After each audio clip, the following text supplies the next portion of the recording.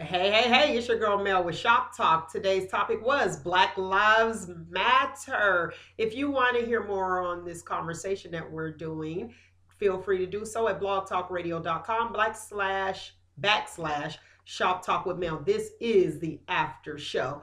We were talking about Miss Graham. That is the mother of the young man that was videotaped hitting her son or disciplining her son in Baltimore. What's your thoughts on that, sir? As far as with CPS. Beat them. Beat them. Beat them like they owe you money.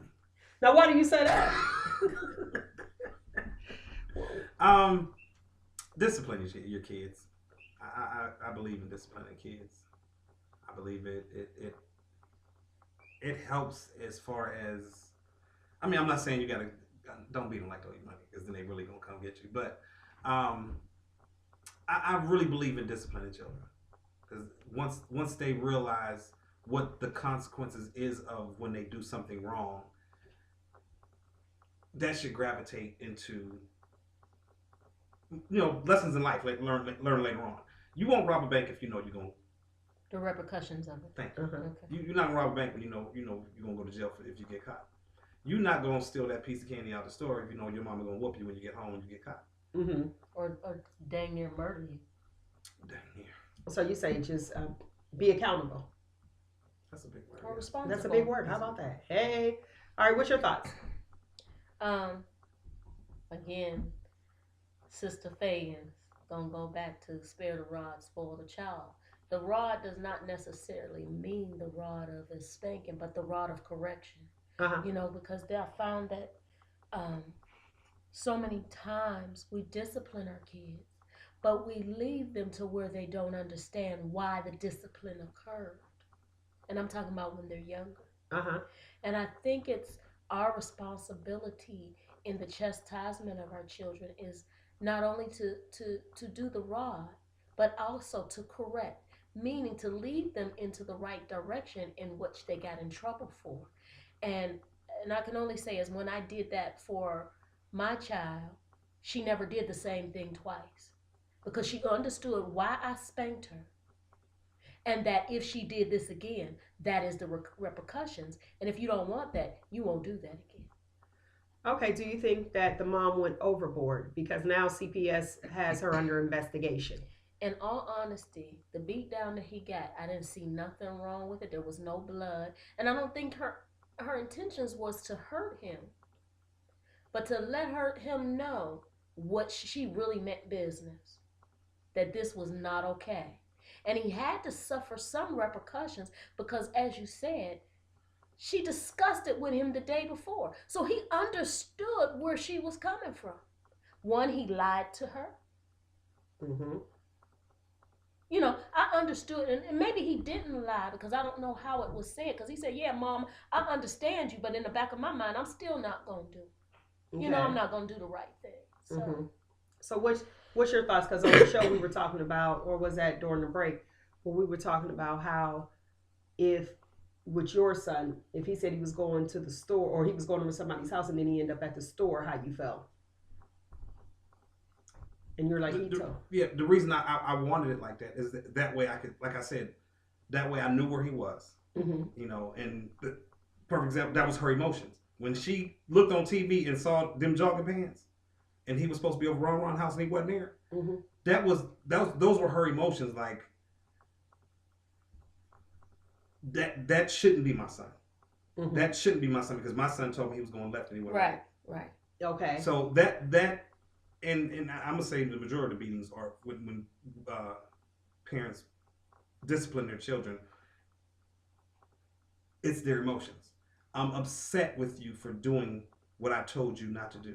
I'm upset with you for not doing what I expected you not to do. I expected you to be here and you're here. Mm-hmm. I expected you to be the perfect gentleman or a law-abiding citizen, and now here I see you downtown with a mask on, a hoodie on. And I think what her biggest thing was the fear of something happening to him. Him being just like that child. Him being arrested, him being killed in the back of a police car, him being shot. it could have been him doing something. It could have been him just being in the wrong place at the wrong time. Because if I tell you, you tell me you going over Leroy house and you over David house, it's the reason I wanted you over Leroy house and not over David house, or vice versa. You know what I mean? If you telling me you going to point A and you're not at point A when I go looking for you, whether I need you to come help me lift something, I need you to come do whatever, or it's just time for you to come home and you're not there, that shock alone angers. That starts the anger. Then I found that not only is you over Leroy, you over David house, but you're over David house and there's some little girls over there or something y'all doing that y'all ain't supposed to be doing. Not only did you add to my anger, now my emotions are in the choke you out while I'm biting my bottom lip factor. Okay, I heard that. So, was she wrong? No. Was she emotional while she was hitting him? Complete. Absolutely. Mm-hmm. I didn't see her do nothing wrong because, I mean, I don't want to have people come. Can they check on you while you, like, I'm 42, about to be 43. Can they still get my mama? No, they can't get you. You're still alive. Okay, because we went from hand, small belt, large belt. Wait, hand switch. You forgot switch. No, he don't know. Oh, that generation That's switch. me. That was grandma hit us with a switch. And Okay. I like the switch because go get a switch. Really? You want me to go get a switch? I'll be right back. Oh, no. See, that's where parents were different because if we came back with the little twig, now she going to get a branch. So you knew not to come back with that twig. But like I said, we went from hand, small belt, larger belt, extension cord. Oh my God. Okay. To at a certain point in time, it was whatever she had in her hand. Mm-hmm. Now, I can relate to that. It's Timberland. Flip flop. Timberland. That's what I've been Cast throwing. iron skillet. huh? Peacemakers. I call these my mama's peacemakers because I done took a few of them from my mom. To this day, my mother is this tall to me right now. When I hug her, she's right here. To this day, like they say, you take like your dog and he won't leave the yard if he got a leash on him. I'm that dog with the leash on me. I wish I would. So she got that Get out of blank pocket fence with my mama right now. I wish I would. Yeah, that invisible fence. That invisible Right. fence. It's to the point right now. I hope she don't see this. Because she gonna be like, "What? You tell the world what?" You said. Now you were brought up with switches. I very rarely got a whooping, but when it was, it may have been a switch or maybe a belt. But my mother never hit me with other objects. Let me clear that up too. I was a bad kid. I don't want people to think my mama just beat me randomly. Okay, And it took me till I was well off into my 30s to realize that you were back. that I was a bad kid. Because I always said all the time, I got whoopings, you know what I'm saying? I remember 3 whoopings that I got that I should not have gotten because I didn't do what I was accused of doing. And when I said this to my mother, I want to say I was in my 30s, late 30s. And we sit down every so often wherever we sit down. And we having a time where I'll just be like, remember I did such and such? Yeah, that was me, I did that. Because you can't whoop me now, I don't think. Yes, I I'm don't just think. saying. You know she might see this. But I'm just saying, I can run. I'm faster than her now, so I'll just leave the house, get in the car, and drive off. Well, I don't know who it was. They were talking about their mama threw a shoe. They cut the corner. The shoe cut the corner. Too, right? That's what I said. I got a Timberland flip flop. Like I should have been a quarterback. As soon as he say something, I'm like, whoop, whoop, whoop. He'd be like, wow, Go ahead. So look, you like, huh? Like he nervous, like is she gonna see it? But so you said 3 whoopings that I did get. But when we had a discussion about those, I was like, remember you whooped me because you thought I turned the temperature down in the refrigerator. She didn't remember it. I did because I was the one that got whooped. But when you whoop somebody like 37,000 times over the course of your life, you don't remember every one. And it was 2 other scenarios I told her. I said, "Ma, you whooped me for these reasons," and I didn't do that. And she said to me, clear as day, those whoopings for the stuff I didn't catch you for. And I told her I went and got a belt. I said, you still owe me some more. Because there's a lot of stuff that you didn't catch. And we laughed about it. But, and that just put me back into the mind frame that, one, your mother's your mother. You only get one. Mm-hmm. Some of us get lucky and get a stepmom or get, people that help or whatever. But you only get one mother. Mm-hmm. I ain't saying they always right. And I try to preach this to my son, my stepson. I ain't saying moms are always right. But that's your mother.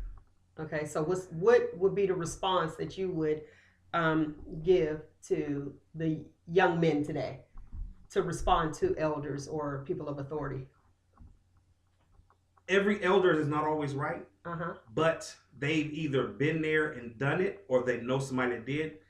Take the advice from a person. I do this to this day. I still do it. If somebody's telling you something about something that they know or they think they know, listen to it, use what you can, throw the rest away. Okay. If it's some advice you can use it. If it's some advice you can't use, listen, accept it. But if it's not, if it doesn't work for you, then don't use it. Okay. But one thing I love to do is I love to sit and listen to older people. Mm-hmm. Because like my granddad is 92, about to be 93. Mm-hmm. He got some stories. My dad got stories. Okay, so but if you were a teenager, you wouldn't be sitting down listening to them. As a teenager, when I was a teenager, I didn't want to listen to older people. I didn't want to because I didn't care. Because you were outside playing. Right. Now, ain't nobody playing outside now, anymore. just like you said, know your history so you don't repeat it. Learn your history so we don't repeat it. There's a lot of young people now they don't care about. Do they even see? When I went to high school, we had Black history. I took Black history class. Do they still have that in high school? I don't know, but I do know like. Well, they're not teaching the things that they used to, but they did have it at East. But I went to a predominantly white high school, and they didn't offer it there. They just offered history. I don't believe my goddaughter. She goes to Boardman Junior High. And I don't think she's getting it either. But you can get it once you get in college. You can go ahead and get it. She gets it from me. Okay. But and that's it. Getting it from the house. Something I encourage people. Know your history. Know your laws. Know them. So education is key. Okay, so if we were 265 days, 2 days, Lord, wouldn't that have been nice? 265 years of slavery, 99 years of segregation, up from 1964 to 2014, they say that we were free. So 50 years of freedom, and I'm only 2014, a few months back. Where are we headed now? Where do you think we're headed now?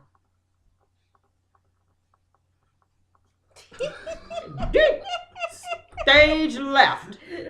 Well, as I said before, I think we're heading back down to the same path if we don't path of slavery. And it may be slavery in a different context, but it's still yet slavery. And until we learn how to play the game, the real game, we'll never reach where we need to go. Okay, so with his scenarios and stories that he gave us all, his flashback that he gave us as far as being raised with a parent, and he was raised in a 2-family household. So with being raised in a 2-family household versus 2-parent, talking about 2-family, Lord have mercy, a family unit. How about that? There we go. Versus a single parent household, which I hear mothers say that all the time. Single parent, and you were a single parent household. And raising a Black son in America. We talked about it on the show. I think it was you that said, hold him responsible, or one of you. The lady. The caller called in and said she expects certain things. She has expectations for raising her Black sons. Now, what would you give the people? How can we change this? How can we make Black lives matter? Or all lives matter? Let me put it that way. Let me just say this. My goddaughter's mom raised a Black son.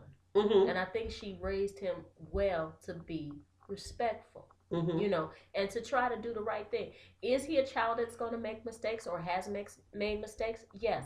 Never been in trouble with the law, because she would probably kill him. Because she's in law enforcement. So when I said that to say that is be active in your children's lives. Know what they are doing. Spend time. Communication. And when we talk about communication in relationships, and we're talking about man-woman relationships, communication is very important, but it's also important in our family lives. And I think that lack of communication and dialogue can hurt us. Okay. You want to add to it? Yeah. What she said. No. Yeah. What she said. What she said. Yeah. Yeah, that's it. Y'all crazy about. Hey, I'm your girl Mel, and this is Shop Talk After Show. As I said before, feel free to visit our website at shoptalkwithmel.com, or you can always listen to the entire show where we really went into detail and depth at blogtalkradio.com/shoptalkwithmel. Until next week, people. Kids. Peace. Crazy.